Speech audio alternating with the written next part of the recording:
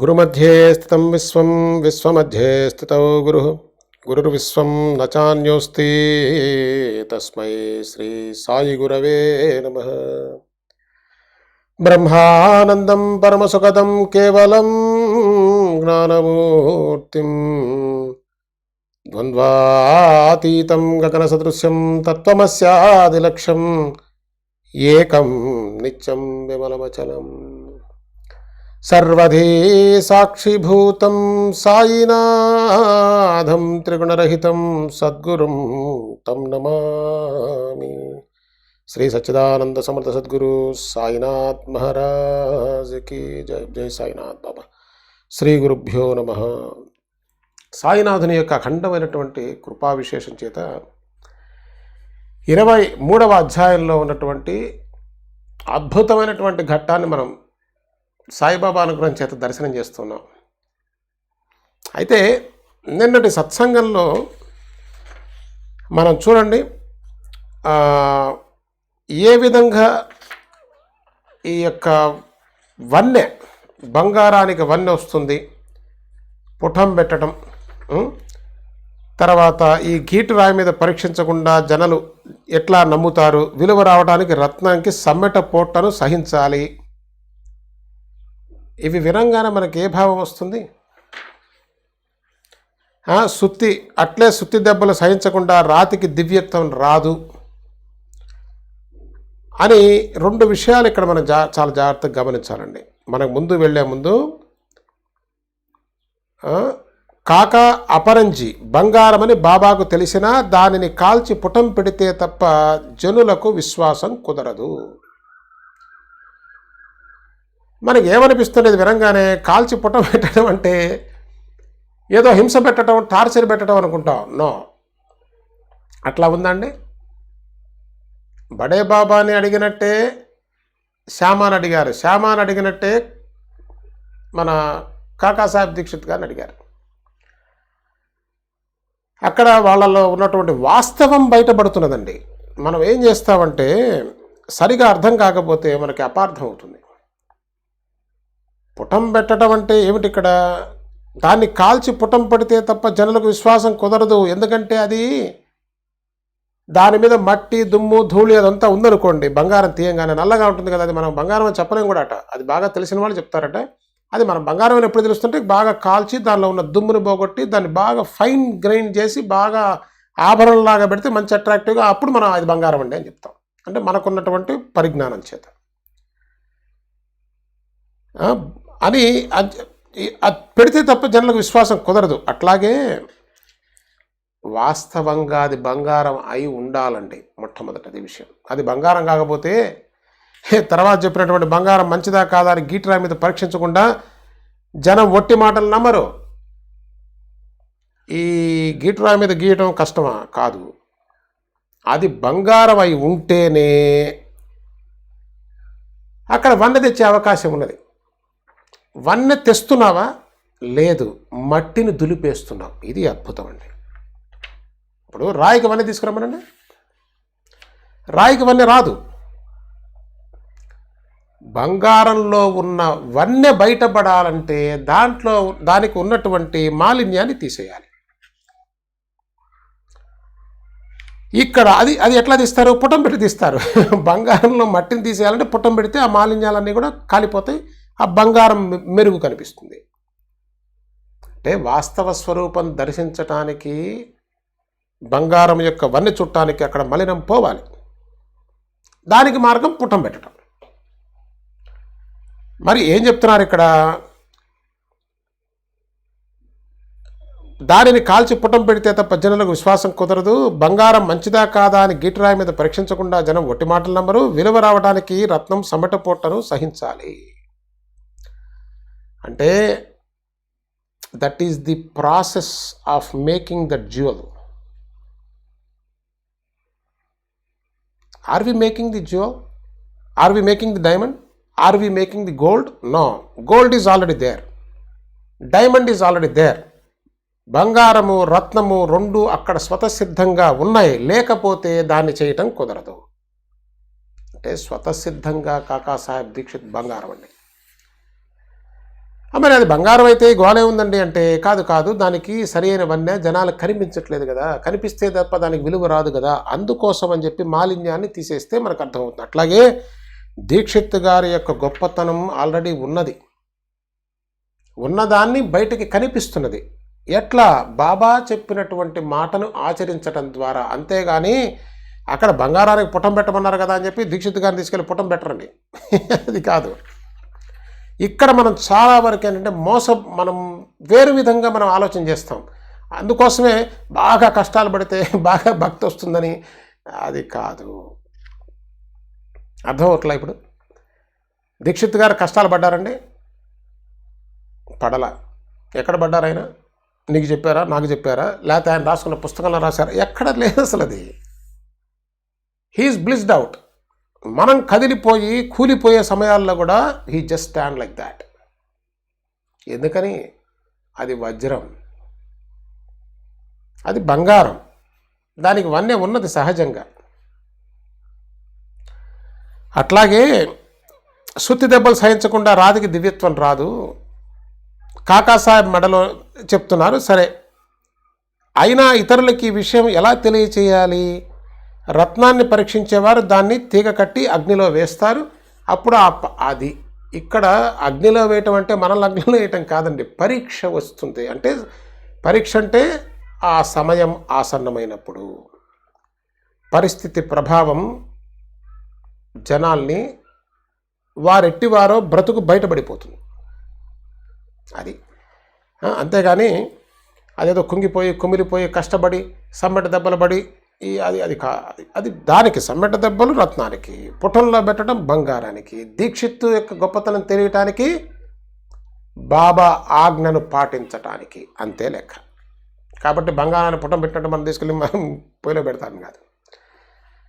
కాబట్టి ఇంకోటి, కష్టం భక్తికి గీటురాయి కాదు. మనకి అందరు భక్తులు ఎక్కడ కష్టపడ్డారండి? మనకు కష్టపడినట్టు కనిపిస్తూ ఉంటుంది అంతే. మరి అయితే ఇంకొకటి చూడండి, ఇప్పుడు ప్రహ్లాదుడు ఉన్నాడు. ప్రహ్లాదుని అతని భక్తిని కాదని ద్వేషం చేత ఈ తండ్రి ప్రయోగించిన కష్టం కూడా ఆయనకి కష్టం కాకుండా పోయింది. అది విషయం. కష్టపడటం కాదు. ప్రహ్లాదుడు కష్టపడ్డా? రక్షింపబడ్డాడు. రక్షింపబడుతుంటే ఈయనకు ఆశ్చర్యం. అదే నేను కష్టపెడుతుంటే నువ్వెట్లా సుఖపడుతున్నావు అంటే, రక్షించేవాడి శక్తి ముందు అరేరే మన సాయిబాబా కనిపిస్తున్నారండి. ప్రతి చోట సత్యము కనిపిస్తుంది. అది చెప్పాలి మనం. అక్కడైనా సరే సత్యమే, ఇక్కడైనా సత్యమే. రక్షించేవాడి ముందు శిక్షించేవాడి శక్తి అల్పం. ఇది గుర్తుపెట్టుకోవాలి. కాబట్టి కష్టాలు భక్తికి గిట్టురాయి కాదు. మరి ఏమిటంటే కష్టాల గోల ఎందుకు వచ్చింది అసలు ఈ భక్తిలో అంటే, మనకి కష్టం అంటే భయం, అది గోల. వాస్తవంగా ఏం జరుగుతుందంటే, కష్టము కూడా దాని స్పర్శను కూడా మన దరికి చేరనివ్వకుండా దాటెళ్ళిపోతుంది. ఎవడు ప్రారంభం అన్న బాగా లేకపోతే వాడు చూసి ఏడుస్తుంటాడు. అది గోల. మరి ఇప్పుడు బడేమియాకి కష్టమైపోయింది. వద్దన్నాడు, గురువాజ్ఞని తిరస్కరించిన వాడైపోయాడు. పైగా సాయిబాబా ఇంకో సలహా కూడా ఇచ్చాడు, దాన్ని ఎందుకు చంపుతామని. మరి శ్యామ మొదటిసారి తెచ్చాడు, రాధాకృష్ణమయ్య కాదని వెనక్కి తెప్పించేసుకుంది. చూడండి, మనకిష్టమైనవి చేయటం వేరండి, బాబాకి ఇష్టమైనది చేయటం వేరు. సాయిబాబా దృష్టి ప్రసాదిస్తే తప్ప సత్యము ఏది అసత్యం ఏది మనం కనుక్కోలేమండి. మన సహజంగా రాధాకృష్ణమయ్య నెత్తిని పెట్టుకుంటాం, తప్పు లేదు, చాలా మహాభక్తురాలు, అందులో ఏం సందేహం లేదండి. కానీ ఇక్కడ గురువు ఆజ్ఞ దగ్గరకు వస్తున్నప్పుడు మాత్రం ఆమె నేను మేకని చంపటం ఎందుకు, దాంట్లో నేను పాపం మూట కట్టుకోవటం ఎందుకు, ఈ కత్తిని నా ద్వారా ఇవ్వటం ఎందుకని ఇన్ని రకాల ఆలోచనలు వచ్చినాయి. మరి ధైర్యం కావాలండి, సత్యం చుట్టానికి ధైర్యం కావాలి. ఎందుకు సత్యం చుట్టానికి భయం అంటే, మనం ఒక నోషన్లో ఉంటాం, మన మనస్సులో ఒక భావం ఉంటుంది. ఆ భావానికి వ్యతిరేకమైన దెబ్బ తగులుతున్నప్పుడు నిలబడలేడు అర్భకుడు, వాడు వెళ్ళిపోతాడు అక్కడి నుంచి, వాడు పనికిరాడు. No, you have to stand and introspect. ఆ విచారణ ఎక్కడ చేస్తావు? భయస్థుడి విచారణ ఎక్కడ చేస్తా అండి? వాడి భయం, వాడి భావాలు మొత్తం మట్టి కొట్టుకుపోతాయి. ఎడు భావాలు తెలియదు. ఆ ఉన్న భావం మీదే బతుకుతుంటాడు దాన్ని పెట్టుకొని. No, that's not what it is. Radhakrishna మాయ కూడా వెనక్కి తెప్పించిందంటే సాయిబాబానే తెప్పించమన్నారని తెలిసి దెన్ చూడాలి, ఆలోచన చేయొద్దు. మరి అంటే తనకిష్టమైనటువంటి కార్యక్రమాలు చేయించటం కాదు. మరి చూడండి, సాయిబాబాకి ఇష్టం లేదు ఈ పల్లకీలు, ఈ గోల, సాయిబాబాకి ఇష్టమే లేదు, సచ్చరిత్ర ప్రమాణం. అయినా బాబా ఒక స్థితిలో మిన్నకున్నారు. సరే, వారేదో భక్తిగా సరే, కానీ వాళ్ళని ఎందుకు బాధ పెట్టడం? ఇది లోకాచారం, మన కోసం, ఆయన కోసం కాదు. That's not what Saibaba is looking for. Saibaba is looking for the Dikshit type of devotion. బంగారం అండి, ఎక్కడ దీక్షిత్, ఎక్కడ కదా. సరే, ఇది ఆ పుటం పెట్టడం వీటి దగ్గర చాలామంది అనుకుంటారట, అబ్బా అబ్బా అని కష్టపడుతుంటే ఘోరమైన అది నీ ప్రారంధము చేత నువ్వు కష్టపడతావు. వాస్తవానికి నీ ప్రారంధం నీకు కష్టాన్ని ఇస్తున్నా సాయిబాబా లాంటి సద్గురువు పక్కన ఉండటం వల్ల ఆ కష్ట స్పర్శ నీకు లేకుండా నువ్వు దాటిపోతావయ్యా. భావం ఉండవలసింది ఇది, అంతేగాని కష్టపడుతున్నావు అండి, బాగా పట్టి చూస్తారండి, పుటం పెడుతున్నా. No no no no. Saibaba జ్ఞానపూర్ణుడైన, నీవు తీసుకునే అర్హత ఉంటే సాయిబాబా ఇచ్చిన జ్ఞానం పట్టుకొని తరించిపోతావు, అంతేగాని ఆయన కూర్చోబెట్టి నిన్ను టార్చర్ పెడుతూ కూర్చోడు. సాయిబాబా పని అది కాదు అసలు. కాబట్టి నిన్న సరే, గురువు ఆజ్ఞయే ప్రమాణం అండి. అసలు అతనికి ఇది పాపమా, నాకు ప్రతిష్ట పోతుందా, నా గౌరవం ఏమైపోతుంది, అసలు వేరే ఆలోచన లేనే లేదు. ఇక్కడ దీక్షిత్ మనందరికీ పెద్ద గురువు అండి. ఇప్పుడు గురువు అంటే ఏమిటి? మనకి మార్గనిర్దేశకుడు కాకాసాహెబ్ దీక్షిత్.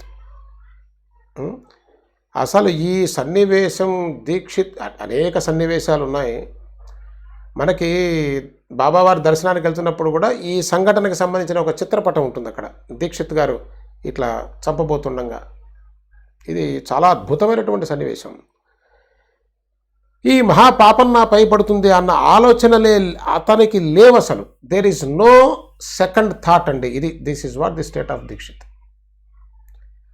ఆజ్ఞాభంగం పాపం, ఆజ్ఞా పరిపాలన కంటే పుణ్యం లేదు. గురువు ఆజ్ఞయే ప్రమాణమని తెలిచే అతని కోమలాంతఃకరణలో విచిత్రమైన ప్రేరణ కలిగి మేక ప్రాణాలు తీయటానికి ఉద్యుక్తుడయ్యాడు. ఇదే లెక్కండి. సాయిబాబా దీక్షితుని ప్రేమించడానికి ప్రధాన కారణం మనకు కనిపిస్తున్నది ఏంటంటే, బాబా ఆజ్ఞ పాలనే మహాపుణ్యం, బాబా ఆజ్ఞ ధిక్కారమే మహాపాపం. ఇంతే లెక్క. మనకి తెలియదు, అనవసరం అనుకున్నాడు. దాన్ని చంపడానికి సిద్ధపడ్డాడు. బాబా ఆజ్ఞానుసారం సాటేవాడకు వెళ్ళి ఆయుధాన్ని తెచ్చి మేకను వధించడానికి సిద్ధమయ్యాడు. పట్టుకొచ్చాడు, కత్తి పట్టుకొచ్చాడు. ఈయన కత్తే, అది కత్తే, రెండే. ఎటు పెట్టిన నరకటమే. కత్తిని తీసుకొని వచ్చాడు, సాటేవాడకి వెళ్ళి మేకను చంపడానికి సిద్ధంగా ఉన్నాడు. అసలు కించిత్తైనా సంకోచం లేదు. మనస్సుని బయటకేసి చూపిస్తున్నారండి ఇప్పుడు సాయిబాబా. ఎవడి మనస్సు ఏమిటి, ఎవడి స్థితి ఏమిటి, ఎవడి స్థాయి ఏమిటి, ఈ పరీక్షలు అటు ఇటు పడిపోతున్నాయి అన్నీ కూడా. నిలబడ్డాడు, ధీరుడిలాగా నిలబడ్డాడు దీక్షిత్. కించిత్ సందేహం లేదు, సాయిబాబా ఆజ్ఞ కోసం చూస్తున్నాడు. గురువు ఆజ్ఞా పరిపాలనే వీరుల లక్షణమని తలచి మనస్సును దృఢం చేసుకొని కత్తిని చేతపట్టుకున్నాడు. నిజానికి పాపం బ్రాహ్మణ జన్మలో జన్మించిన తను హింసకి తెలియదు. అంటే చంపడం, నరకడం, తినటం లేదు కదా. అది ఎట్లా ఉంటుందో కూడా తెలియదు అసలు. మనిషి అది పెట్టే ఘోరమైన బాధ, ఆ కేకలు వినలేడు అసలు. అలవాటు లేదు కదా, ఎప్పుడు వినలేదు కదా. అవేమీ లేవు. గురువు ఆజ్ఞ పరిపాలనే వీరుల లక్షణమని తలచి మనస్సు దృఢం చేసుకున్నాడు. పాపం స్వతహాగా ప్రవృత్తి పట్ల, ప్రవృత్తిరీత్యా తాను హింసించేటువంటి వాడు కాదు. తన మనసు తనకు ఉంది కదా, సాత్విక భావం, శుద్ధ సాత్వికం అని చెప్పారు. సాత్వికం కూడా కాదు. సచ్చరిత్రలోనే కాకాసాహెబ్ దీక్షిత్ మనస్సు శుద్ధ సాత్వికం అంటే సాయిబాబా మనసు లాంటిదండి. వెన్న కన్నా వెన్న రాయి శుద్ధ సాత్వికం ముందు. అంత కోమల హృదయుడు ఆయన. బాబా చెప్పంగానే మేకను చంపడానికి సిద్ధంగా ఉన్నాడు. అంతే. దృఢం చేసుకొని కత్తిని చేతపట్టుకున్నాడు. దీక్షితుని దీక్షిత్ ఆయన దీక్షిత్తేనండి, నిజంగా దీక్ష కలిగిన వాడు దీక్షిత్.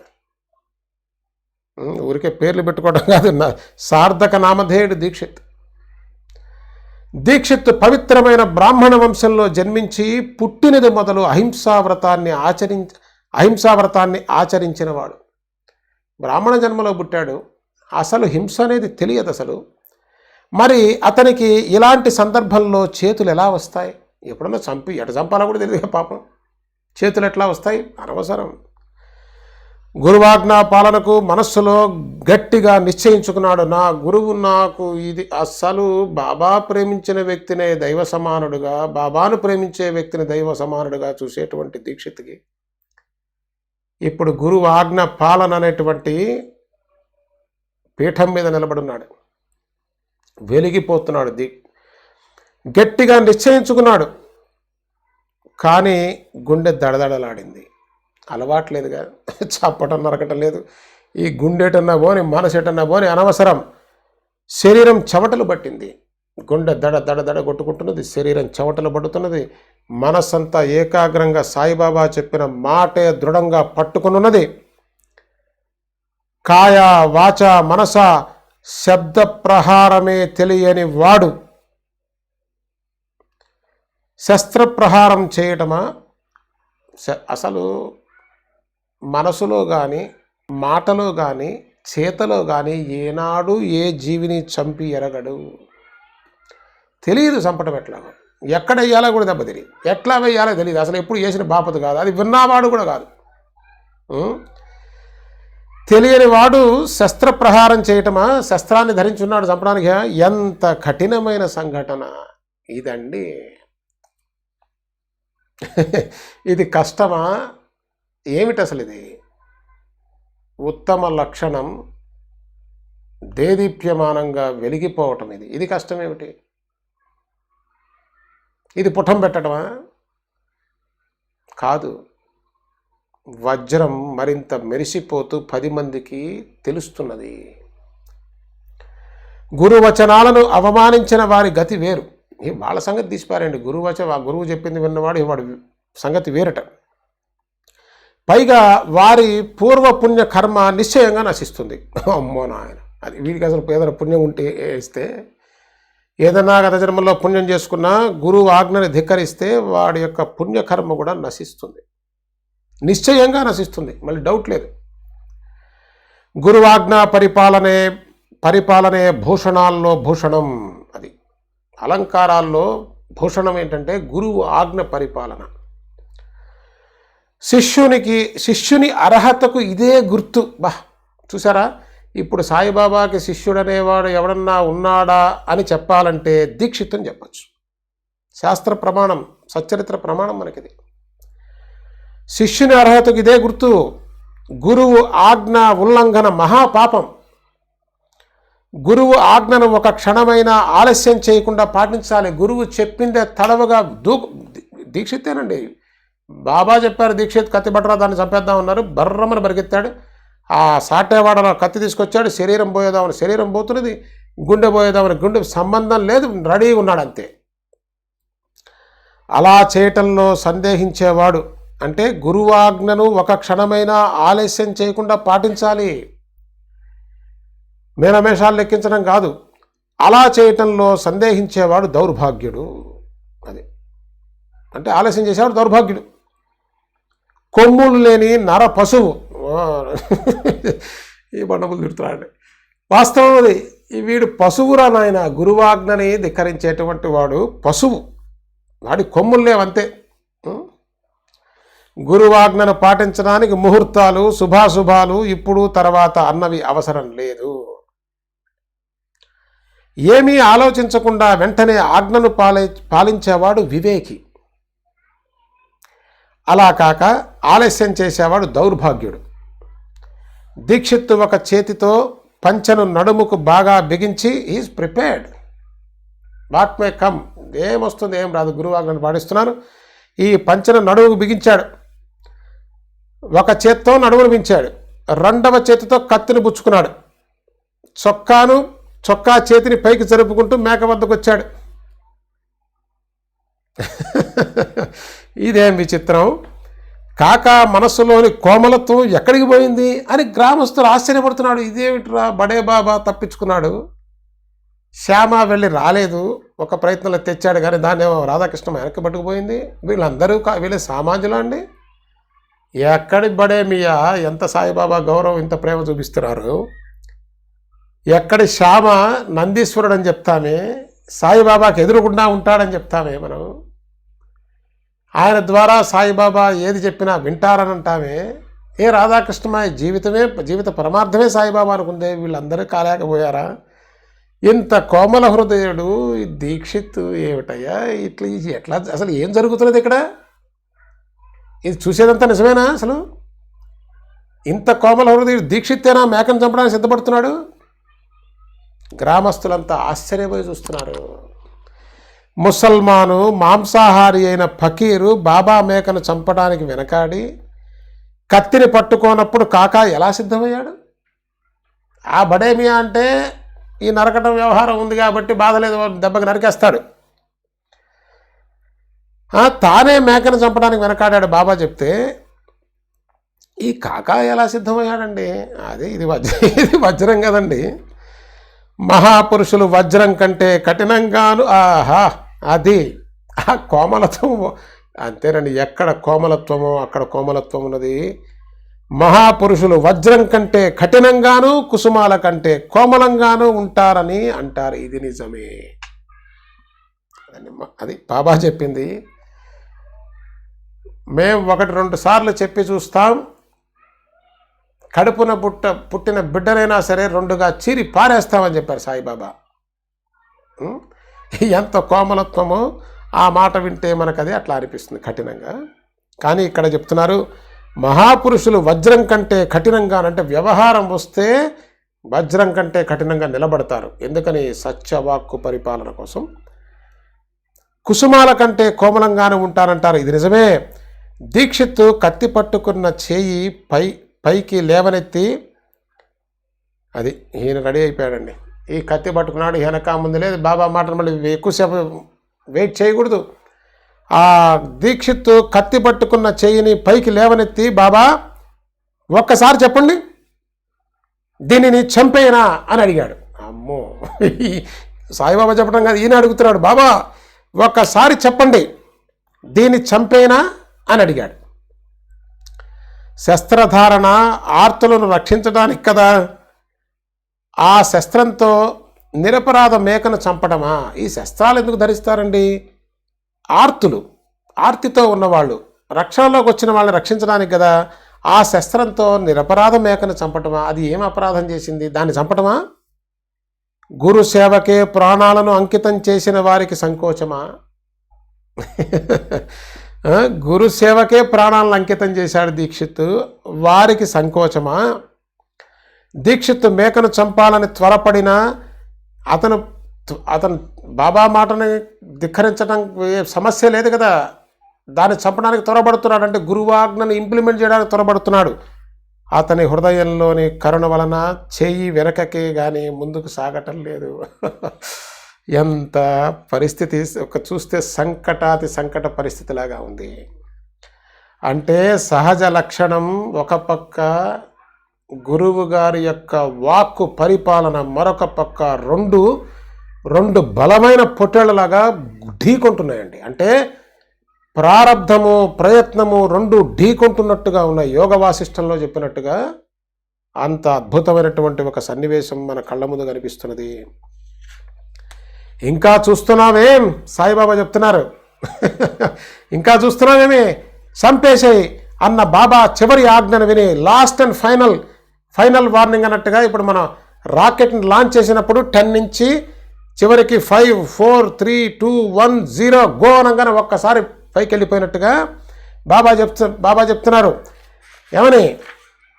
ఇంకా చూస్తున్నావేమి, చంపేసేయి అన్న బాబా చివరి ఆజ్ఞను విని దీక్షిత్తు ఆవేశంగా దెబ్బ కొట్టడం లేచాడానికి సాయిబాబా చూస్తున్నాబెట్టి వేసేయమనగానే తీసి వంగాడు వేయటానికి ఒక దెబ్బ, కత్తిని పైకెత్తాడు.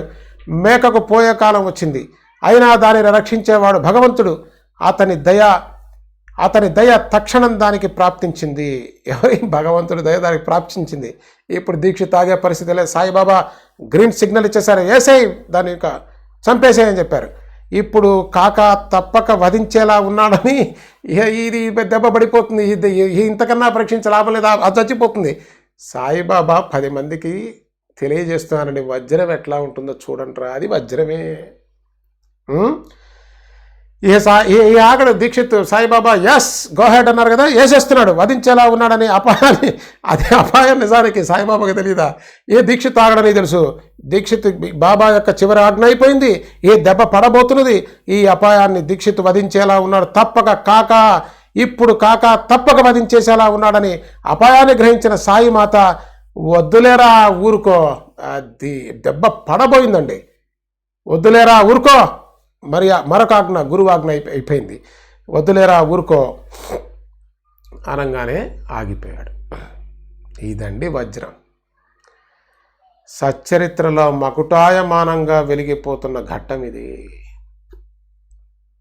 ఉత్తమోత్తమైనటువంటి గురువు, ఉత్తమోత్తమైనటువంటి శిష్యుడు. ఇది బ్రాహ్మణుడివై ఇంత కఠోరంగా హింస చేయడానికి సిద్ధమయ్యావు. ఇంకా చూపిస్తున్నారు సాయిబాబాయిగా, చూడండి, చంపేసేయమని చెప్పారు. దీక్షిత్ వేసి కొట్టబోతున్నాడు అంతే.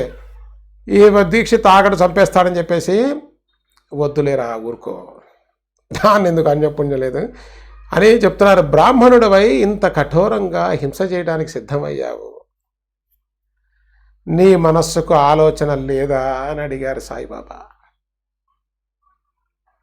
ఏమయ్యా బ్రాహ్మణుడివే, ఇంత కఠినమైనటువంటి హింస చేయడానికి ఎట్లా సిద్ధపడ్డావు? నీ మనస్సుకు అసలు ఆలోచన లేదా దీక్షిత్? హృదయంలో పొంగిపోతున్నారు సాయిబాబా. వీడు కదా శిష్యుడంటే. ఎక్కడ దొరుకుతారండి? ఆ మాటలు విని దీక్షిత్ కత్తిని పడేశాడు. సాయిబాబా వద్దన్నారు కదా, కత్తి పక్కన పడేశాడు. అందరికీ ఆశ్చర్యం కలిగింది. మేకకు ప్రాణదానం జరిగింది. గురుభక్తి శిఖరాన్ని అధోష్ఠోహించింది. ఎవరెస్ట్ శిఖరం ఎక్కి కూర్చున్నాడండి గురుభక్తి. గురుభక్తి అంటే దీక్షిత్ అంటే గురుభక్తి. ఆయన పాదపద్మాలకు శిరస్సు వంచి నమస్కరించాలి. ఏమి భక్తి అండి అసలు అది! అబ్బా,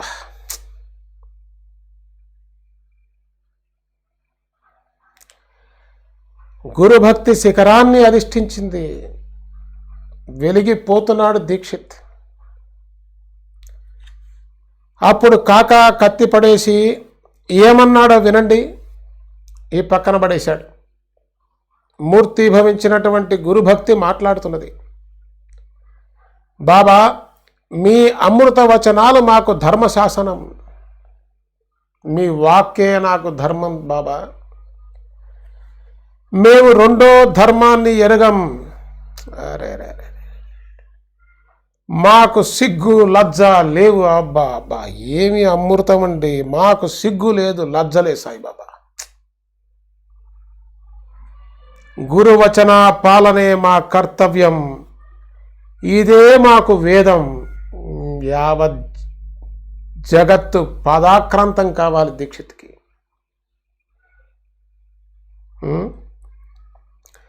గురువాజ్ఞ పరిపాలనే శిష్యత్వం, అదే వారికి భూషణం. అలా కాక గురువు ఆజ్ఞను ధిక్కరించటం దోషం. సుఖమైన కష్టమైన మాకు ఫలితాలపై దృష్టి లేదు. విధి ప్రకారం జరిగేది జరుగుతుంది. ఎంత గొప్ప చెప్తున్నానండి అసలు! విధి ప్రకారం, ప్రారబ్ధం ప్రకారం జరిగేది జరుగుతుంది. మా గురించిన చింత పరమేశ్వరునికే, మా గురించి మాకు చింత లేదండి. మాకు ఏం జరుగుతుందనే చింత మాకు లేదు సాయిబాబా. అదేదన్నా ఉంటే మీకే. ఏమి భక్తి అండి అసలు! ఇది మనకి ఎక్కడ కనిపించదు అసలు. రేర్ వజ్రఖండం, ఆకాశం ఎత్తున వెలిగిపోతున్నది గురుభక్తి. బాబా, ఎంత సత్యం చెప్తున్నారండి దీక్షిత్ గారు. విధి ప్రకారం జరిగేది జరుగుతుంది, ప్రారంభంలో ఏది ఉంటే అది జరుగుతుంది. మా గురించి చింత పరమేశ్వరునికే. ఇది ఒక విశేషం గుర్తొస్తున్నదండి. కురుక్షేత్రంలో భీష్మాచార్యులు అనుకుంటాను ప్రతిజ్ఞ చేస్తాడు. భీష్ముడిని నిందిస్తున్నారు వీళ్ళందరూ, నువ్వు సరిగ్గా యుద్ధం చేయట్లేదు, పాడలేదు, నువ్వు ఎంతైనా సరే మా పక్కనున్నా వాళ్ళ పక్షపాతిలాగున్నావు, డామ్ డూమ్ అని ఎగురుతున్నాడు దుర్యోధనుడు. అసలు నువ్వు నిజంగా యుద్ధం చేస్తే ఈ 5గురు లెక్క జమ తలకాయ నరికి అవతల బారేస్తావు కదా. అర్జునుడు చెలరేగిపోతున్నాడు. నువ్వు అసలు ఎటు పక్కన చెప్పు తాత, ఏమిటి మోసం, మా పక్క నుండి మాకే గోతులు తీస్తున్నట్టున్నావు అని ఆయన మీద బండాలు వేస్తున్నాడు. ఎవరెవరికి ఆగరా ఆయన. భీష్ముడు ప్రతిజ్ఞ చేశాడు, రేపు యుద్ధం అయ్యేలోగా అర్జునుడి తల తెగి కింద పడుతుంది. భీష్మ ప్రతిజ్ఞ అంటే దానికి తిరుగులేదు, అప్రతిహతం. తాత మనవాడికి అభయాన్ని ఇచ్చాడు. ఏం దుర్యోధన, ఆ పాపు నేను మోసపూరితంగా ఉన్నానంటావా? మీకోసం కదయ్యా, వివాహం లేకుండా ఏమి లేకుండా కూర్చొని మీ పక్కన మీరు చేసేది ఇవన్నీ చూస్తున్నది మీకోసం, మీ ఉప్పు తిన్నాను. సరే, ఆయన ఫిలాసఫీ అనుకున్నది. ఇక్కడ భీష్ముడు ప్రతిజ్ఞ అంటే తిరుగులేదండి దానికి. నేను యుద్ధం చేయడం లేదంటున్నావా? అర్జునుడిని రేపు తల నరికి అవతల బారేస్తాను, పోయి నిశ్చింతగా ఉండిపో. ఈ విషయం తెలిసింది. కృష్ణుడి దగ్గర నుంచి టెన్షన్. ప్రతిజ్ఞ చేసిన వాడు చిన్నవాడు కాదు. అందరూ కూర్చొని జుట్లు బీక్కుంటున్నారు రాత్రంతా గుడారంలో. ఏం చేయాలి, ఎట్లా? భీష్మ ప్రతిజ్ఞ రేపటితో అర్జునుడు ఖతం. ఎలా రక్షించాలి అర్జునుడిని? వీళ్ళందరూ జుట్లు బీక్కుంటే అసలు క్యాండిడేట్ అర్జునుడేడి లేడు. అసలు ఎక్కడున్నాడా అర్జునుడు? భయపడేమన్నా చేసుకున్నాడా? ఏం కదా, ఎటు పారిపోయాడా, ఏం నామర్దా అని మొత్తం వెతుకుతూ చూస్తే ఆయన విశ్రమించే స్థానాలు హాయిగా గుర్రు పెట్టి నిద్రపోతున్నాడు. వీళ్ళకి పిచ్చెక్కిపోయిందండి. ఇదేం గోలరా నాయన, నేను చంపేస్తానంటే భీష్ముడు ప్రతిజ్ఞ చేశా అంటే మేమంతా బుర్రలు బిక్కోలేక వస్తున్నాం, జుట్టు బిక్కోలేక వస్తున్నాం, హాయిగా పడుకొని నిద్రపోతున్నామేమి. ఏమిటా ఇట్లా పడుకున్నావు నువ్వు? నీకేం భయం లేకుండా మేము చంపేస్తాను? నాకెందుకు ఆ భయం? నన్ను రక్షించే కృష్ణుడు ఉన్నాడు, భయపడితే గీపడితే ఆయన చూసుకోవాలి. ఒకటే తానండి ఇదంతా, ఒకటే తాను, సామాన్యం కాదది. అంటే అట్లీస్ట్ మన మనసుకి తెలిస్తే, కొంత మనసు ఆరూఢమైతే ఆ బాబా చెప్పినటువంటి ఆ సబూరి, ఆ ధైర్యం అనేది మనకు తెలుస్తుంది. అసలు ఎట్లా ఉండాలి, ఏ స్థాయిలో ఉండాలనేది తెలుస్తుంది. ఏదైనా విపత్కరమైనటువంటి పరిస్థితులు మనకు రాకూడదు. బాబా వాటి నుంచి మనం రక్షిస్తూ ఉన్నారు. ఒకవేళ అదేదన్నా వచ్చినా కూడా దానిని ఏ విధంగా నువ్వు సమాధానం చెప్తావు? మరి సాయిబాబా అడిగినటువంటి సబూరి కావాలి కదా. ఆ సన్నివేశం వచ్చినప్పుడు నీవు ఎలా నిలదొక్కుంటావు? అర్జునుడి మాదిరిగా ప్రశాంతంగా పడుకొని నిద్రపోగలవా? దీక్షిత్ మాదిరిగా ఎంత అద్భుతమైనటువంటి భాషణం చేస్తున్నారండి. గురువచనాలు చెప్పారు, మాకు సిగ్గు లజ్జ ఇంకొకటి లేదు. అసలు మాకు రెండవ ధర్మం లేదు, మీ మాటే మాకు ధర్మం. అలా కాక గురువాజ్ఞను ధిక్కరించడం దోషం. సుఖమైన కష్టమైన మాకు ఫలితంపై దృష్టి లేదు, మాకు ఫలితాలు గెలుతాను అనవసరం. మీరు చెప్పారు చేసేయటం అంతే. ఎగ్జిక్యూట్ అంటే ఎగ్జిక్యూట్, ఫైర్ అంటే ఫైర్. విధి ప్రకారం జరిగేది జరుగుతుంది, ప్రారంభం ఇచ్చేది ఇస్తుంది. మా గురించి చింత పరమేశ్వరునికి. అందుకోసమేనండి సాయిబాబా నీ సర్వ బాధ్యతలు నావని చెప్పింది. అందరికీ చెప్పారండి, దీక్షిత్కి చెప్పారు. దీక్షిత్కి చెప్పారంటే ఎవరెవరు దీక్షిత్తులా ఉంటే వాళ్ళందరికీ వర్తిస్తుందని. మరి ఇట్లా ఉండగలమా? దీక్షిత్తులా ఉన్నారు. నా గురించి నాకేం భయం లేదు, నా గురించి ఏదైనా బాధ భయం ఉందంటే సాయిబాబాకి. ఎందుకని? సాయిబాబా వాక్కు వేదవాక్ అంతే. దూకమంటే దూకటం, నరకమంటే నరకటం, అస్సలు సమస్య లేదు. నేను కోమల హృదయున్నా, నేను చంపానా లేదా, నాకు ఇది పుణ్యమా పాపమా, ఇది సిగ్గా, ఇది అభిమానం పోతుందా? నో, ఏం లేదు. ఒక్కటే రామ బాణంలాగా ఎగ్జిక్యూట్ అంటే ఫైర్ అంటే ఫైర్ అంతే. మాకు తెలిసిందల్లా ఒక్కటే, మీ స్వరూపాన్ని కళ్ళల్లో నింపుకొని ఎల్లప్పుడూ మీ నామాన్ని ధ్యానించటం, అహర్నిశలు మీ ఆజ్ఞ కింకరులమై ఉండటం. అది మీ కింకరులం సాయిబాబా. మీరు ఆజ్ఞ వేస్తే మేము. దీక్షిత్ గారు చెప్తున్నారండి, దీక్షిత్ గారికి సాధ్యపడింది అది. మీ ఆజ్ఞని శిరసావహించేటువంటి కింకరులం సాయిబాబా. హింస అహింస మేము ఎరగం. అది హింస అహింస మాకు తెలియదు. మమ్ము తరింపచేసేవి సద్గురు చరణాలు, అది లెక్క. ఈ పాపం పుణ్యం ఇవన్నీ మాకు తెలియదు, మాకు సంబంధం లేదు అసలు. మమ్మల్ని తరింపజేసేటువంటివి మీ యొక్క పాదపద్మములే, అంతే. గురువు ఎందుకొరకు ఆజ్ఞాపించారని మేము ఆలోచించాం సాయిబాబా. మీరు దీక్షిత్ గారు చెప్తున్న మాటలండి, మనం గుర్తుపెట్టుకోవాలి. గురువు ఎందుకొరకు ఆజ్ఞాపించారని మేము ఆలోచించాం. అందరూనా ఆలోచించారుగా మిగతా వాళ్ళంతా. అది దీక్షిత్ అండి. ఆజ్ఞా పాలనే మా కర్తవ్యం. అసలు ఎంత గొప్పగా ఆకాశం అంత ఎత్తు ఎదిగి కనిపిస్తున్నాడండి దీక్షిత్. గురువు ఆజ్ఞ స్పష్టంగా తెలిసాక యుక్తాయుక్తాలను ఇష్టాయిష్టాలను ఆలోచించే శిష్యులు సేవాభ్రష్టులైపోతారు. గురువు ఆజ్ఞను ఉల్లంఘించటం జీవుని అధపతనం. గురువు ఆజ్ఞ పరిపాలన ముఖ్యమైనటువంటి ధర్మాచరణ.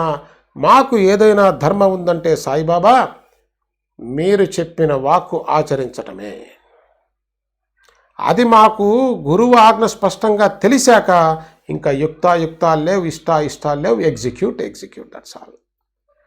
మనసు గురు చరణాలలో ఉండాలి. ప్రాణాలు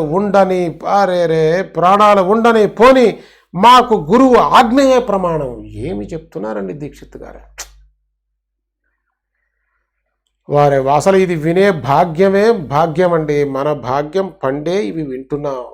ఒక మహాభక్తుని యొక్క నిజమైన వజ్రఖండ సమానమైనటువంటి శిష్యుడిగా అర్హత ఉన్నటువంటి ఒక గొప్ప భక్తుడు, ఒక గొప్ప శిష్యుడు, శిష్యుడు ఇస్తున్నటువంటి గైడ్ లైన్స్. ప్రాణాలు ఉండని పోని మాకు గురువు ఆజ్ఞయే ప్రమాణం. దాని ఫలితం గురువుకు తెలుసు, మాకు సంబంధం లేదు. మేము మంచి చెడు ఎరగం, స్వార్థం పరమార్థం ఎరగం. మాకు స్వార్థం లేదు, పరమార్థం లేదు. ఒకటే మా స్వార్థ పరమార్థం మీ చరణాల యందు విశ్వాసం, అంతే. మీ మాటే శిరోధార్యం. ఒక్క గురు కార్యార్థం జీవించటమే మాకు తెలుసు. ఇది అల్టిమేట్ అండి. మేము ఎందుకు బతుకుతున్నామంటే సాయిబాబా, దీక్షిత్ గారు చెప్తున్నారండి, మేము ఎందుకు బతుకుతున్నామంటే సాయిబాబా మీ ఆజ్ఞను పరిపాలించడం కోసమే బ్రతుకుతున్నాం. There is no second agenda. ఇప్పుడు అర్థమవుతుందండి దీక్షిత్ గారు. కూతురు మరణించిన నోరు ఎత్తి పల్లెత్తి ఒక మాట కూడా, అంటే సహాయం కూడా అడగలేదండి. అది ఒక మాట అంటే ఏం మాట్లాడతాం సాయిబాబా దగ్గర. సహాయం కూడా అడగలేదు. అంటే గురువు ఆజ్ఞ లేకుండా, గురువు సమ్మతి లేకుండా ఏది జరగదనేటువంటి ప్రగాఢ విశ్వాసం ఉన్నటువంటి వజ్రఖండం కాకా సాహెబ్ దీక్షిత్ గారు. ఒక్క గురు కార్యార్థం జీవించడమే మాకు తెలుసు, అదే మా పరమార్థం. గురువు మాటకు విధి నిషేధాలు ఉండవు, అంతే. వారి వాక్కే ఫైనల్. గురువు ఆజ్ఞాపించిన కార్యమే శిష్యుని లక్ష్యం. శిష్యుని కష్టాలు గురువు శిరస్సుపై ఉంటాయి. ఇదండి సరిపోయింది, సెట్ అయిపోయింది. ఈయన భావాన్ని బట్టే సాయిబాబా చెప్పారనేటువంటి విషయం తెలుస్తున్నది మనకి ఇక్కడ. సాయిబాబా ఊరికే చెప్పలా మాట కాకా సాహెబ్ దీక్షిత్కి. మేము మీ ఆజ్ఞకు దాసులం సాయిబాబా. యోగ్యాలను ఆలోచించం. అవకాశం వచ్చినప్పుడు ప్రాణాలు సైతం వెచ్చించైన గురు వచనాలను పాటిస్తామని చెప్పాడు. అబ్బా ఏమి చెప్తున్నారండి. యాదవ ముష్టి ప్రాణాలు ఉంటే అంత, పోతే అంత. సాయిబాబా దిక్కుమాల ప్రాణాలు ఎప్పుడైనా పోవలసినవే కదా. ఎంత గొప్ప భావం పెట్టుకున్నారండి దీక్షిత్ గారు. ప్రాణాలని సైతం గడ్డిపోచకన్నా హీనంగా పడేశారు, అంతే. ఇంకా దానికన్నా ఉందేమో కానీ ప్రాణాలు సైతం సరే, ప్రాణాలను సైతం వెచ్చించైనా గురువచనాలను పాటిస్తామని చెప్పాడు. ఇంత దీక్ష ఉంది కాబట్టి ఆ మహానుభావుడు దీక్షిత్ అయ్యాడండి. కరణ స్వభావం గల అతని మనస్సు పాషాణంలా కఠినంగా కాగా, కసాయి కూడా సహించని పనిని బ్రాహ్మణుడై కూడా చేయటానికి సిద్ధమయ్యాడు. అది అటు కోమలంలో కోమలాతి కోమలం, ఇటు పాషాణంలో పాషాణం కన్నా పాషాణంగా మారగలదు. అంటే బోత్ ది ఎక్స్ట్రీమ్స్ని కలిపి చూడగలిగి ఏ స్థితిలోనైనా నిలబడగలిగిన సమర్థుడు అతనే గురువుకి సరి అయిన శిష్యుడు కాగలడు. ఇదంతా శ్రోతలకు నమ్మటానికి కష్టమనిపిస్తుంది. ఎందుకంటే ఈ శ్రోతలకు అసలు ఈ ఉద్దేశం, ఈ ఆలోచన నా బోటి గాడికి అసలు ఎక్కడ ఉంటుందండి? ఇదంతా నమ్మటానికి ఇదంతా నిజమేనా అన్న భావన ఇది బ్రహ్మాండంగా చెప్తున్నారండి. సత్యత అంతా సత్యమే అసలు మాట్లాడుతున్నట్టుంది. ఇదంతా శ్రోతలకు నమ్మటానికి కష్టం అనిపిస్తుంది. ఏమిట్రా ఇట్లా కూడా ఉంటారా? కానీ ఇది సద్గురువు చేసిన గారడి. అది బాబా చూపిస్తున్నటువంటి సత్యం అండి. గురువచనాలను ఒక్కసారి పాటిస్తే అందులోని రహస్యం తెలుస్తుంది. ఒక్కసారి గురువుని ఆశ్రయించి వారి చరణాల యందు సంపూర్ణ విశ్వాసం ఉంచితే చాలు. ఇప్పుడు అర్థమవుతుందండి సాయిబాబా వారు అడిగినటువంటి నిష్ఠ నిష్ఠ నిష్ఠ. ఆ నిష్ఠ ఉన్నవాడికే ధైర్యం, ఆ ధైర్యం ఉన్నవాడికే నిష్ఠ. ఇవి రెండు కాదు, ఒకటే. అదే శరణాగతి. సంపూర్ణ విశ్వాసం ఉంచితే చాలు గురు చరణాలయందు. ఇక శిష్యుని చింత గురువుది. అది నీ బాధ్యత, ఏదైనా నీ బరువు అది గురువుది. వారి బాధ్యతలండి సాయిబాబా. ఇక ఏ శ్రమ చేయవలసిన అవసరం లేదు. ఇప్పుడు అర్థమైంది ఎవరు ఏ శ్రమ చేయాల్సిన అవసరం లేదు. అతని బాధ్యత గురువుదే కనుక ఎల్లప్పుడూ గురువు పాదాలను విశ్వసించే వారికి ఏ భయము ఉండదు. తేలిపోయిందండి, క్లియర్. ఇక నా బోటుగాడికి భయం ఉందంటే వాడు తిప్పలు పడాలంతే. సత్య సున్నమైన దీక్షిత్ గారికి ఉన్న భక్తి ఉంటేనే అదే గీటురాయి. మరి దానికి పైన కింద ఏమి లేదు. పైన లేదు, అది బాగా కష్ట, కిందది లాభం లేదు. అది విషయం. అది అతని బాధ్యత గురువుదే కనుక ఎల్లప్పుడూ గురుపాదాలను విశ్వసించే వారికి ఏ భయం ఉండదు. అందుకంటే సాయిబాబా భయం వద్దు, భయం వద్దు, భయం వద్దు, నిశ్చింతగా కూర్చో, జరిగేదాన్ని అంతా నాటకంలా చూడు, ఈ ప్రపంచం తలకిందులైపోయినా నువ్వు చెలించద్దు. ఎన్ని రకాలుగా సాయిబాబా చెప్పారు చూడండి. అతని ఆత్మవిశ్వాసం గురువే. అది అతను లేడు. ఇప్పుడు దీక్షిత్ ఎక్కడున్నాడు చెప్పండి? ఉన్నదంతా సాయిబాబానే.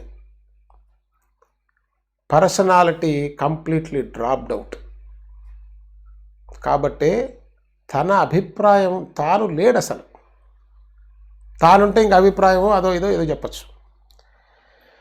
ఒడ్డుకు చేర్చేవారు గురువే. ఉత్తమ, మధ్యమ, అధమ అని శిష్యులు 3 రకాలు ఉంటారు. ఎన్నోసార్లు మనం చూసాం ఇది. ఉత్తమాధికారులు, మధ్యమాధికారులు, మందాధికారులు.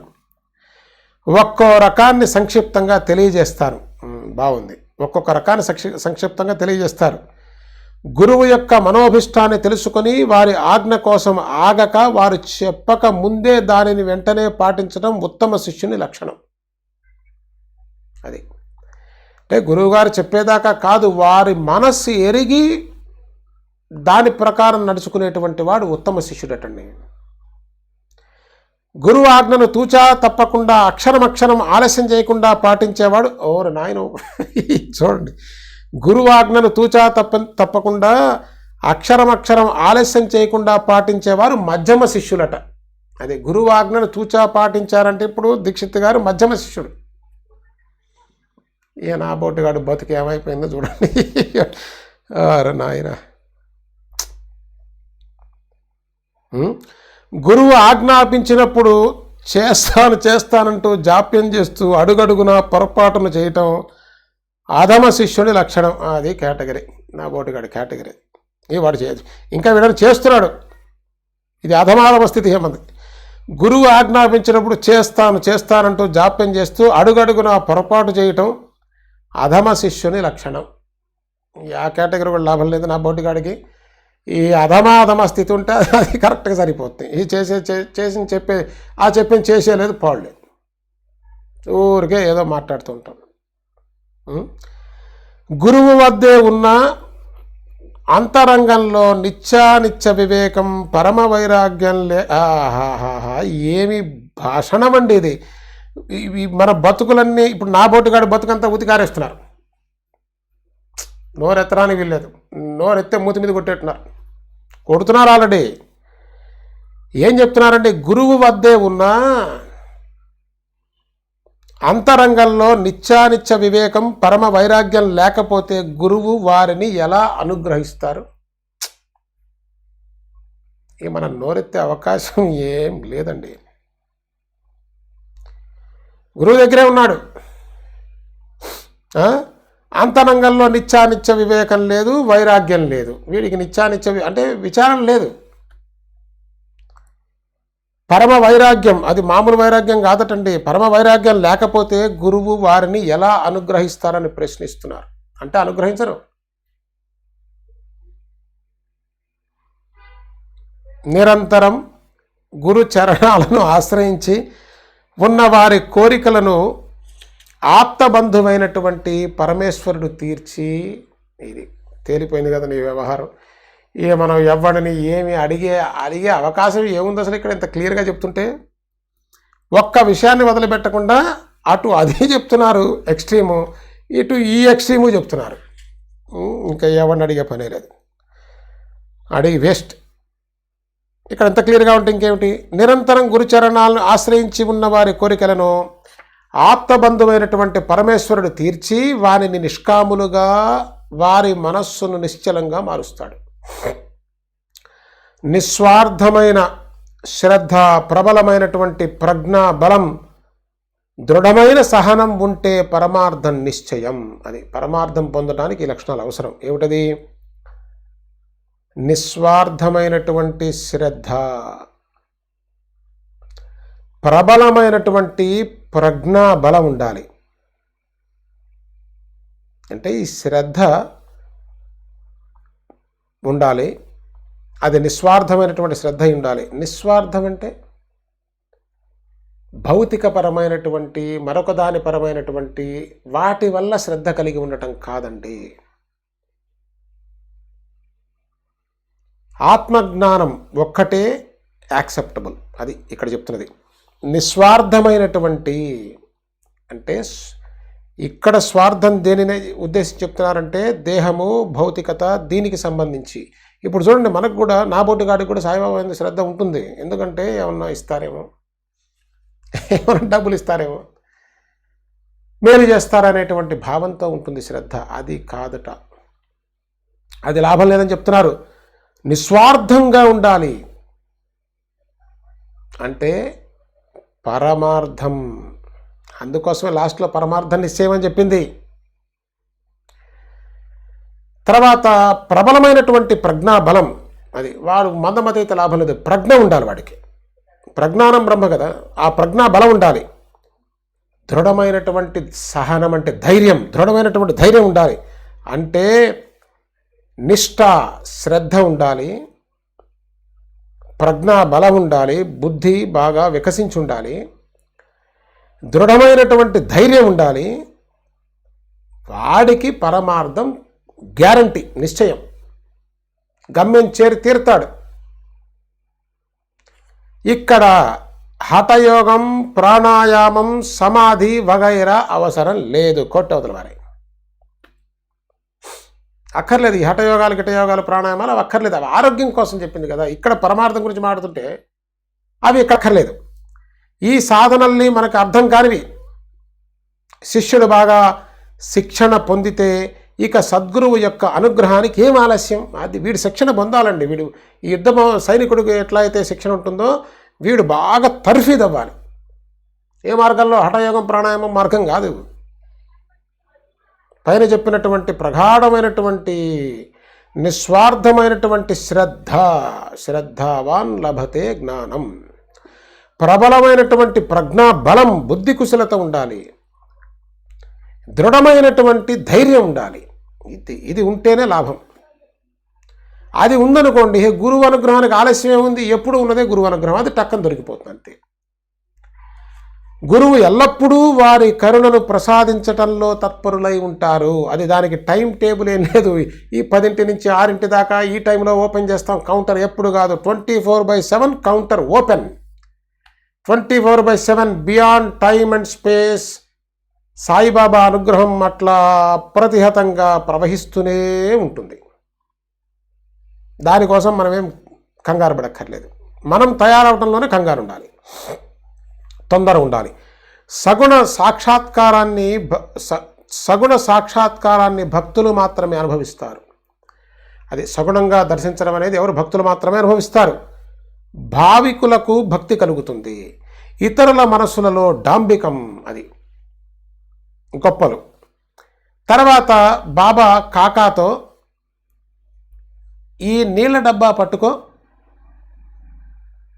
ఇదంతా అయిన తర్వాత బాబా చెప్తున్నారు కాకాతో, ఎవరితో మాట్లాడలేదు సాయిబాబా.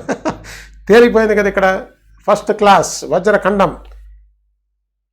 సరే ఈ నీళ్ళ డబ్బా పట్టుకో అని సాయిబాబా దీక్షిత్ గారికి ఒక నీళ్ళ డబ్బా ఇచ్చారట. నేను ఇప్పుడు హలాల్ చేసి దీనికి సద్గతిని కలిగిస్తానన్నారు. ఆ మేక భాగ్యం పండిందండి, చివరికి మన భాగ్యమో పండింది. ఈ విషయం తెలుసుకునేటువంటి భాగ్యం కలిగింది.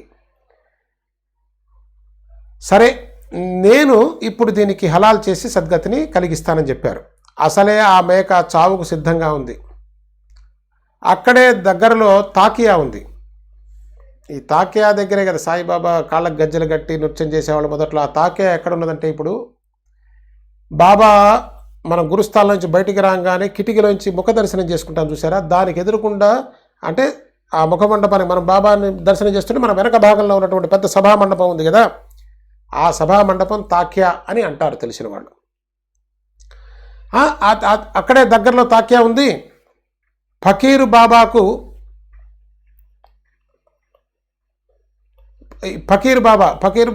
బాబాకు సమయానికి సరిగ్గా ఒక ఆలోచన తట్టింది. ఆ ఫకీర్ బాబా అంటే బడమియా, ఆ మేకను తాకియాల వధించడానికి బాబా అనుమతిని తీసుకున్నాడు. సరే అంతా అయిపోయిన తర్వాత ఈ బడమియా దాన్ని తాకియాల చంపుతాం సాయిబాబా, కానీ అక్కడ నుండి తీసుకుని వెళుతుంటే మేక దారిలోనే చనిపోయింది. అంటే అది ఎంత బలహీనంగా ఉందో చూడండి. అది బలహీనంగా ఉండడం కాదు, సాయిబాబా దానికి సద్గతిని కలిగిస్తానని చెప్పారుగా. నేను హలాల్ చేసి దానికి సద్గతిని ఇస్తానని చెప్పారు సాయిబాబా. మేకకి సద్గతినిచ్చినట్టుగా మనకు తెలుస్తున్నది ఇక్కడ. బాబా వచనం కదండి, దానికి తిరుగులేదు. మేక చావటం తప్పదని అందరికీ తెలుసు. ఈ విషయాన్ని గ్రహించి సరైన సమయంలో బాబా ఆ లీలను చూపించారు. అది మేక ఎట్లాగో మరణిస్తుంది. ఆ విషయాన్ని గ్రహించి సరైన సమయంలో బాబా ఆ లీలను చూపించారు. సద్గురువును శరణుజొచ్చిన వారు సద్గురు స్వరూపులైపోతారు. అది ఇప్పుడు దీక్షిత్ గారి యొక్క పరిస్థితి మనకు తెలుస్తూ ఉంది. ఆయన కూడా సద్గురు స్వరూపుడైపోయినట్టే ఈ లెక్క ప్రకారం. శరణుజొచ్చినాడు కదా. మరి సైంధవం అంటే ఉప్పు. సాగరంలోనికి స్నానానికి వెళితే అది మరలా బయటికి రాగలదా? అంటే సైంధవం అంటే నీటిలో వెయ్యంగానే కరిగే గుణం. దీక్షిత్ గారి యొక్క గుణగణాలను ఇక్కడ మనం సైంధవ గుణం అని చెప్పవచ్చు. సాయిబాబాని సముద్రంగా చెప్పవచ్చు మనం. ఈ సైంధవం ఆ సముద్రంలో పడితే ఇంకా వెనక్కేమొస్తుందండి, సముద్రం అయిపోతుంది. అది సద్గురువు అయిపోతుందని చెప్పడంలో అర్థం. ఈ జగత్తులో సుఖ దుఃఖాలను అనుభవించే భోక్త జీవుడు. అది ఈ సుఖాన్ని దుఃఖాన్ని అనుభవించేవాడు ఎవట? జీవుడు. ప్రపంచంలోని సుఖ దుఃఖాలను ప్రసాదించేవాడు పరమేశ్వరుడు. అది ప్రసాదించేది పరమేశ్వరుడు, అనుభవించేవాడు జీవుడు. కానీ మోక్షప్రదాత ఒక్క సద్గురువే. ఈ జనన మరణ చక్రంలోంచి బయటికి తీసుకొచ్చేవారు ఒక్క సద్గురువే. వారు ఆత్మైక్యతకు నిధి. ఆత్మతో ఐక్యత, నీతో నీకు ఐక్యత చేయటంలో వారు నిధి. సద్గురువు హృదయంలో దయ కలిగితే వారు దివ్య దృష్టిని ప్రసాదిస్తారు. ఆ దృగ్దృష్టి వస్తే తప్ప సత్యం బోధపడదండి. అదే చెప్తున్నారు. సద్గురువు హృదయంలో దయ కలిగితే వారు దివ్య దృష్టిని ప్రసాదిస్తారు. ఇక్కడ అర్థమైపోట్లా, ఇదంతా సృష్టి అండి. నీ దృష్టిని బట్టే సృష్టి. మరి గురువుగారు ఆ దృగ్దృష్టి ఇస్తే మొత్తం పరమాత్మగా దర్శనం అవుతున్నాయి కదా, దీని అర్థం. మరి దానితో ఈ సకల సృష్టి ఒక్కసారిగా మాయమవుతుంది. అది ఎట్లా మాయమవుతుందంటే గురువు గారు ఆ దృష్టి ఇస్తే మాయమవుతుంది. లేకపోతే ఇదంతా కూడా గుడ్డి దృష్టి, ఒకటి ఉంటే ఒకటి కనిపించేస్తుంది. ఇది గోల. ఆ గురువు గారు దివ్య దృష్టిని ప్రసాదిస్తారు. దానితో ఈ సకల సృష్టి ఒక్కసారిగా మాయమవుతుంది. హేమాడ్ పంత్ సాయి చరణాలకు శరణుజొచ్చి శరీరాభిమానాన్ని వదిలివేసి బాబా నన్ను నిరభిమానంగా ఉంచండి అని ప్రార్థిస్తున్నాడు. తర్వాతి 2 అధ్యాయాలలో పరిహాసాలతో సాయి మహారాజు తయారు చేసిన హాస్య రస భోజనంలోని విశేషాన్ని గ్రహించండి. పైకి వినోదంగా కనిపించిన అది అత్యంత జ్ఞానదాయకం. అది వినోదం కాదండి, ఇది జ్ఞానం. జ్ఞానంలో అన్నీ ఉన్నాయి. ఆనందం ఉంది, సంతోషం ఉన్నది, వినోదం ఉన్నది, వాట్ నాట్. అర్థం చేసుకున్న భక్తులకు పరమ సుఖాన్ని పొందుతారు. స్వస్తి శ్రీ సంత సజ్జన ప్రేరితము భక్త హేమాడ్ పంత్ విరచితమైన శ్రీ సాయి సమర్థ సచ్చరితంలో గురుభక్తి లీలా దర్శనమును 23వ అధ్యాయం సంపూర్ణము. శ్రీ సద్గురు సాయినాథార్పణమస్తు. శుభం భవతు. సమర్థ సద్గురు సాయినాథ్ మహారాజ్ की जय. जय साईनाथ बाबा. श्री गुरुभ्यो नमः.